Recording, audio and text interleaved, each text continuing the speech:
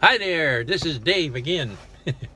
We're going to try to figure out what to do and how to record from inside my car because it makes such a good sound compared to the echoes that I get at home in my office.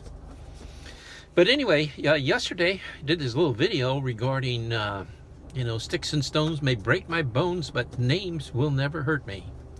That's not exactly true all the time, like we talked about yesterday, because sometimes people who take in those words and allow those words to possess them, okay, they become very, very difficult to get rid of, and then they become agitated and angry, and they pick up sticks and stones and throw stones because of the words that they've taken in and allowed to be a part of their life, So the saying, sticks and stones may break my bones, but names will never hurt me, is only true to the person that doesn't allow what other people are saying to hurt them, but to take those words that other people are saying and to examine them and to understand what other people are saying in regards to themselves. And this can be a benefit because you can use these words to take and analyze yourself and look at yourself and say, hey, am I doing something wrong, or am I doing something right, or whatever? Because when you do something wrong, people are going to come down against you, and when you do something right, they're going to sort of lift you up. So this really becomes a guide for people to take and use to help understand themselves a little bit if it's used properly. Well, just like myself yesterday, I used the words when I was referring to nationalities, the Jewish people as Jewish, but the reality of it is I really became a hypocrite in my own words because of the fact that the word Jewish actually represents a religion. And it's like Christianity and Islam, and they're all from the Abrahamic teachings of Abraham. So he referred to creating multiple people or multiple nations or whatever, and certainly in our society, I mean, there has been multiple nations, but even with these Abrahamic teachings, sort of say like Jewish people and Christians and Islam have their own brotherhood in the belief of Abraham. So are they considered a nation within themselves? A nation of Abraham believers? Or do they refer to themselves as the country that they're living in? Now, if you look at that, like Germans, German would be a nationality, but there's a speech involved in that too. Spanish is a nationality, referring to Spain and the language that they speak. Portuguese and Portugal and the language, and that is quite common. And the thing is, like, if we're talking about Jewish, we're actually talking about Hebrew, because that's the language of the Hebrew of the Jewish people, is a Hebrew-speaking nation, a Hebrew-speaking language. So, the thing is, like, when you talk about Jewish people, I guess you might call them Israelites or something to that effect, would be their nationality over being Jewish. But Jewish is the religion that may be practiced within inside of their country. But so often we use these words in one way to means something different. We really don't even know what they mean, and use them properly. Just like living in the United States, we are composed of people, all nationalities from all over the world, and yet we refer to ourselves as Americans.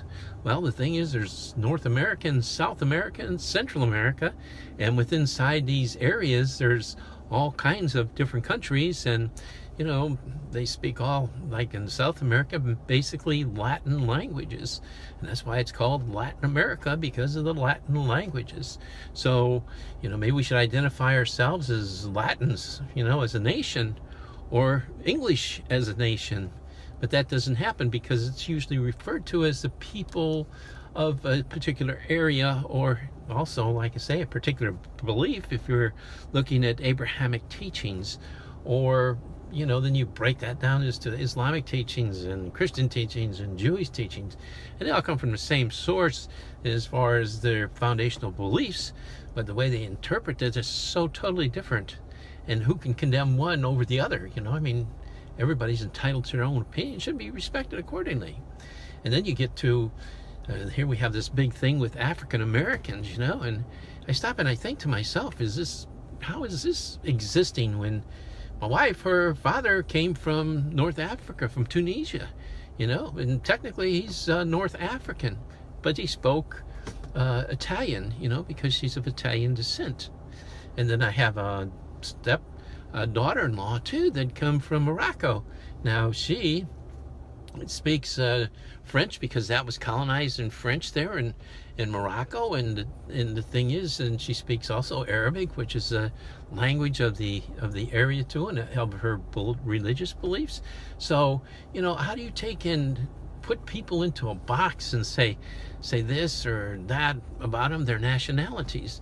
Because when you refer to African Americans, there's a lot more than people that originally came over to this country as slaves in the African American community, because many people in North Africa, there's a foundation of what do you want to say, Christianity, of Judaism, I don't know if Judaism actually existed in North Africa, but I mean it ended up being there, and it's just something the way it is, and sometimes I just don't know what to say now. Just like I say before, if you're from the United States, what do you call yourselves? We call ourselves Americans, but also the thing is, it takes in, like I say, the Canada, and takes in Central America, and also South America. What separates us from all of these inside of the United States of Americans? What is our name and our nationality that we have?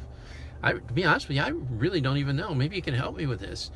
Outside of calling ourselves Americans, but then we are really, taking in the same as all the rest of the nations in Americas, the North and South.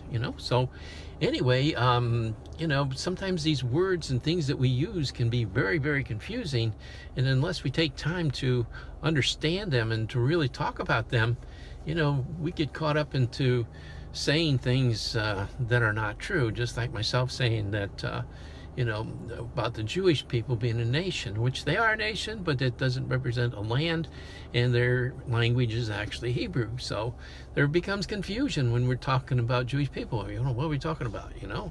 In the same way with Americans, like, well, where are you really from? Are you from Canada? No. Maybe you're from Belize, or Brazil. Okay, then you're still Americans, but yet they live under different national government, so to say. So it's so easy to take and use words and to become mixed up as to the understanding of what they mean. So anyway, I just want to talk to you about, actually it was on my mind just like yesterday. If you watch it, fine. If you don't, well, that's the way life is.